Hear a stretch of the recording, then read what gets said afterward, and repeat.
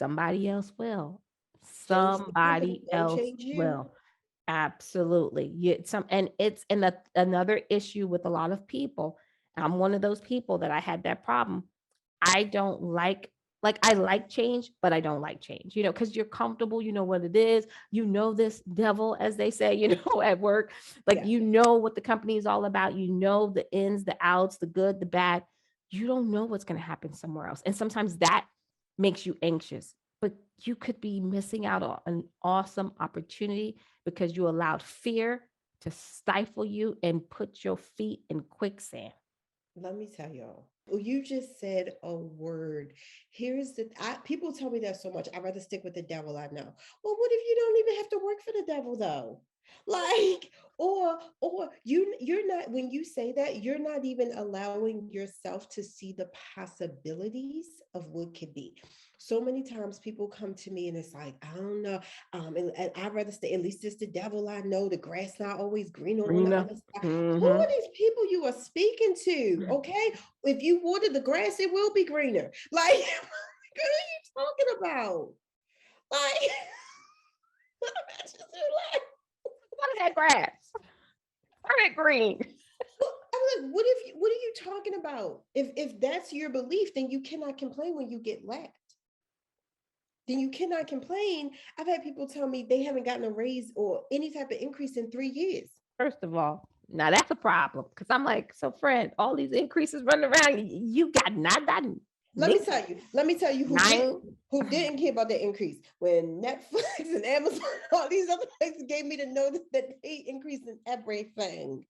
So I want to share a story really quickly. And this was one of my clients so close to my heart. And she originally came to me because her current job was like, hey, we want to promote you, come up with the salary range. She did everything that they asked, and they were like, oh, not now. We got to hire this person. So she was like, can you help me get this promotion? So I'm like, yes.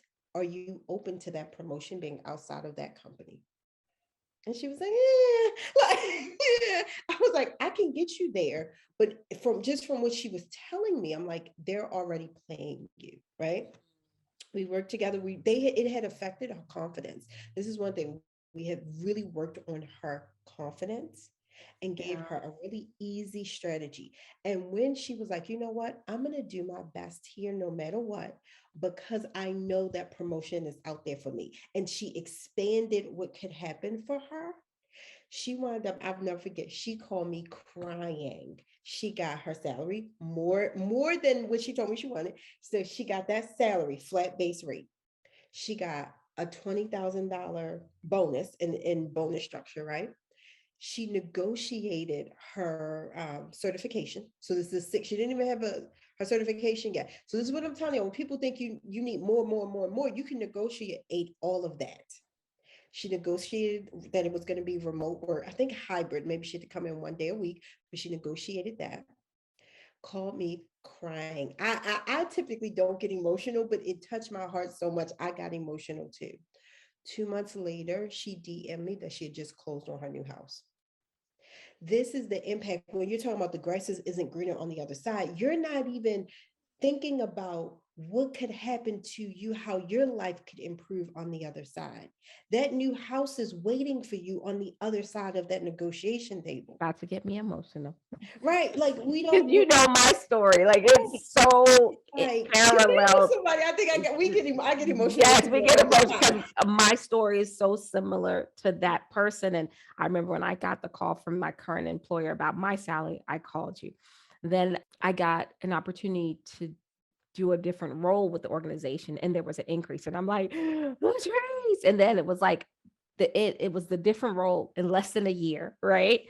And then I closed on my house the following month after I got the new role. And then now I'm in a different role. Like, and I was like, Latrice, oh my God. And you're like, it's about time. I still don't think it's enough, but it's about but that's Latrice is the type of person, and that's why you need it dear to my heart, Latrice, because you actually care and you get it and you see what sometimes we can't see because we're in our own way and we're so in our head because sometimes you really enjoy where you are and you just want them to get it right. And so it's almost it hurts a little bit because you're like, I'm trying to give you all this. It's almost like having a man that ain't acting right. You know what I mean? Like, and but you see the potential. But what you have to realize is potential don't pay bills. So just like that man may have all the potential in the world, if he's not doing nothing, then you need to move on. The same thing with an organization. They may have the potential to offer you wonderful things, but if they aren't, why do you continue to stay? Why are you allowing that person to abuse you? Mm, I'm Take still. advantage of you. And that's what it all boils down to. When is enough enough? And only you know that. And when that light switch turns on in your mind and you start to say, "Man, I could do better than this. I can." And you start believing it because you say it. People say it all the time, but they stay because it's comfortable. People like to be comfortable. Well, growth requires that you get uncomfortable. There is not a millionaire walking around that was comfortable the entire time they was trying to be a millionaire. Mhm. Not at all. A business owner is never comfortable because they have to get uncomfortable. Because even when they don't want to get up, they got to get up and do things so they can continue to have a business. So that's what we have to learn to do. Be uncomfortable. Get comfortable being uncomfortable. So at the end, you'll be comfortable again. I promise you will. It just takes a little bit. It's called self discipline. Oh, discipline is my word for the year, by the way. And what she's talking about is not discipline as in punishment, but discipline as in I'm going to get what I deserve. I'm going to do what I say I'm going I'm to going to do. do. If I'm going to say Absolutely. I'm going to increase my salary this year, that's what I'm going to do. That's the discipline of it. If I say I'm going to buy a house next year, I'm going to buy that house that I want. And so, yeah, that's the part that gets me. I can talk about the dollars and cents all the time. I love that. And I do think as women of color and just women in general, we need to talk, we need to just talk numbers. We need to say it out our mouth. How much you making? Okay, how much you making? I'm trying to start a panel with my clients so other people can see it's real, like in my programs of like how you said, I was here, I was making a 65 and now I'm not, like, so people can hear and be like, these are real people who did exactly what you want to do. This is what it looks like on the other side. But even better is seeing how it impacts their life, their family, their confidence is better. They're able to buy a house. They're able to pay for college for their kids. They're able to have enough money to pay all of their bills with the bigger house and travel and have a vacation with their partner. Like, it's all of those things that even touch my heart more than the money because I Right. know what that money's going to do for their life. Absolutely. Because it's not always about the money. Just the fact that people can negotiate more PTO, Mhm. negotiate so that they can get their certifications, which shout out to my organization because they paid for mine. Thank you Thank so much, organization. Thank you. Right. And that's what I'm doing now. Like when they're it's almost like weird because when you get with a company and they value you, it's weird because it's almost like this is how this feels. This is what I was supposed to be getting all this time. Like sometimes you feel weird. And the crazy thing is sometimes you may have worked for way less and worked like a dog. And now you make more, but you work smarter because you're strategic. Tactical when needing to be, but you're strategic in the way that you're operating. And your mind shifts. Something happened when you make more money too. Something, your mind starts to change too. It does. And you start to realize, like, wait a minute. Oh no, I can't ever do that again. Absolutely not. When somebody has the audacity to send you a certain job and you're like, well, can you tell me what it makes? And they make that go, oh no, I your can't. what I take my clients through. So what you're talking about is your self-identity and your self-concept has It shifted. did. It does. So you're no longer that old person, that old version of Camille, that old version of LaTrice. You have shifted. And so now that's why I said the more you practice saying something out loud, it's going to shift. You're creating this new identity. I use visualization techniques as well. But one of the huge things, I don't promote this a lot, but as soon as one of my clients sign up, we have a whole self identity workshop that we go through because your identity needs to shift and will shift.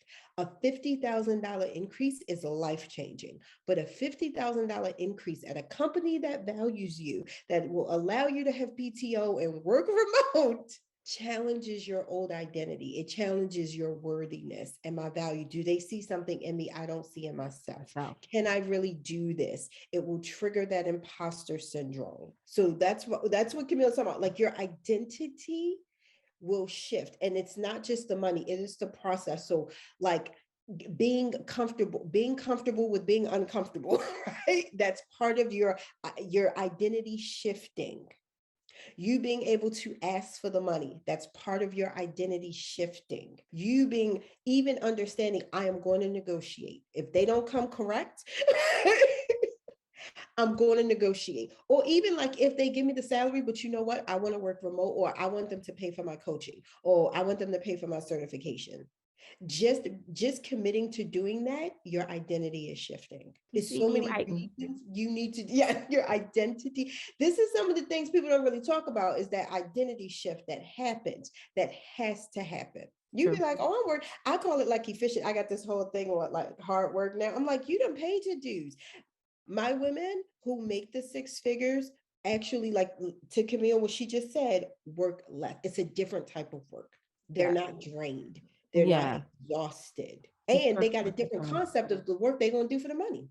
They like, what you want me to do for how much? Mm-mm. What I will do, Yes. what I will do is redesign the process, make this run more efficiently for my six figures, and help generate even more income. So even the notion of negotiating gives you so much power. I do think people like know what you want first. Like people like, do you always have Absolutely. to negotiate?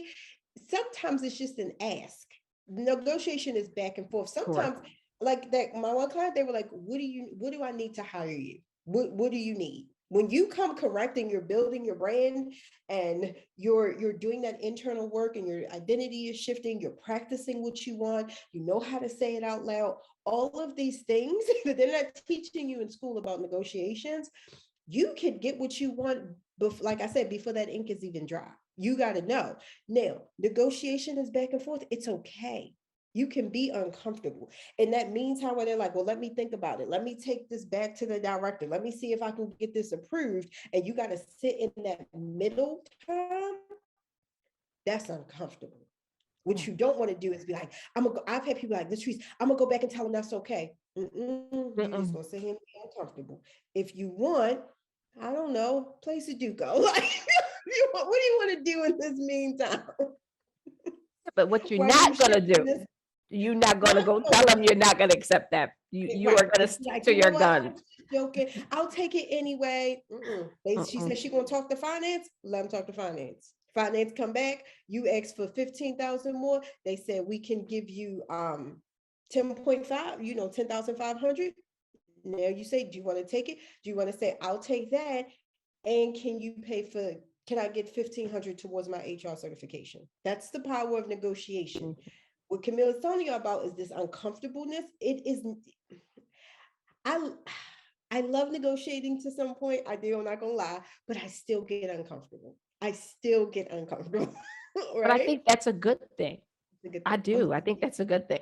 But my every time I negotiate, whether it is a contract, whether it's for training, whether like I increase my prices, like anytime, I'm a little uncomfortable. It doesn't last as long. It's not as severe. I know what it is. I know I'm growing. I know I'm changing my identity. I know something better and positive is on the other side. So when people are like, you Mm. just should ask for this, nobody's gonna get that. I wouldn't engage with those people.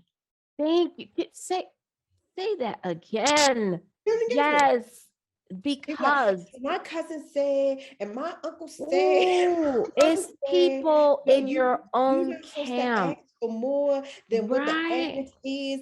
And my uncle said when he was in a position, he had to work 15 years before he got a raise. And But no, but thank it's true. Sometimes it's your family, it's your friends, and they're the ones talking you out of asking for something that you think you deserve. And they're the ones that kind of get you in that weird place because they're like, oh, no, no, you shouldn't do that. Or you should just be glad that they gave it to you. I should just be glad. No, they should just be glad that I'm willing to come work for them. How about that? Why can't they be glad? Why am I the only one? We should both be happy that we're in this, this negotiation process, and that I'm interested in them and that they're interested in me. Why do we have to be the ones that feel like they're doing us a favor? And that's where we need to switch and shift the mind. When you're going for a job, they're not doing you a favor, because when they give you all that work to do, that ain't no doggone favor. Okay? That is not a favor. And you're being paid to complete a task. Just like when we go out to eat, when you get something, someone creates something, you get your hair done. That's not a favor. I got to pay before I leave, or else they calling the cops on me, right? The police, right? I need to pay for my service. This in turn is a service. We just so happen to work for these organizations. So let's change that narrative for sure, because that's something that really irks my nerve. I've heard people tell me they ain't gonna never pay you that much, and that's Oh, hurtful. They'll never pay you that. Like, it's like, when your own tribe says that to you, it makes you feel like, well, dang, I might not really be worth nothing. I say get a new oh, tribe personally, but oh, wait a minute. See, me and Camille now, this is where you get the with the Bronx and the bottom one. We got it like Bronx and Baltimore. we are no longer Yes, you. wait a minute. That's exactly what I tell them. Maybe they need a new tribe then. Maybe they need a new tribe. I have two mastermind groups. I call them my mastermind sisters. When I tell you they have changed my business, it has changed my life, it has changed how I think about myself and my potential and the movement that I'm making in the world by changing my tribe. I still have my old, don't get me wrong, and I have been one of these people. I've been extremely lucky that I have a very extremely supportive family and a friend group. However, they didn't really understand like business as much. They'd be like, "What are you doing? Why?" Especially if your tribe doesn't understand the industry that you're in or the vision that has been gifted on you and what you're trying to create. Right, Sometimes we right. have been blessed with a vision others can't see, and that is Let's see. okay. Oh, okay. So it's okay if you don't tell that tribe your vision, and you may have to find another tribe that's going to support your vision. That's okay. In fact, Right. I recommend it. Take the village. But when she said change, I have truly told people, I'm like, well, so like you need to change your tribe. Or stop talking to them about that particular thing. Right.